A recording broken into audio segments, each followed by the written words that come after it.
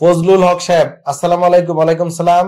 ফজলুল হক, বয়স 26, ওজন 67 কেজি, কাজ দিন রাত পড়াশোনা করা। মাশাআল্লাহ, আপনার আল্লাহ জ্ঞান বৃদ্ধি করে দেখ। দীর্ঘদিন কোমর ব্যথা, 4 বছর ধরে, প্রায় 1 মাস আগে এমআরআই করে L5S1 জেল বের হয়ে গেছে, রক্তচাপ দিছে। এই যে জেল বের হয়ে যাওয়া, রক্তচাপ দেওয়া, PLID, স্লিপ ডিস্ক একই রোগের অনেক নাম। অপারেশন ব্যতীত এর সমাধান আছে কি না আপনি ইউটিউব ভালো করে দেখেন না মনে আমাদের, তাইলে বুঝবেন জি সমাধান আছে কি না। আর দিনটায় 24 ঘন্টা পড়ালেখা করলে তো বিপদ। দিনটায় 24 ঘন্টা পড়ালেখা করা যাবে না, ন্যূনতম 7-8 ঘন্টা ঘুমাতে হবে।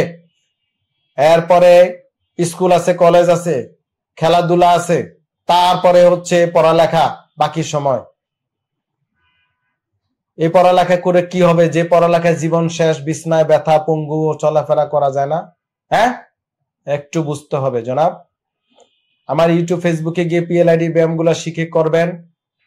পানি খাবেন, পড়ালেখার চাপ কমান, বিছানাটা কারেকশন করে শুবেন, উঁচু শক্ত সমান বিছানা শুইবেন।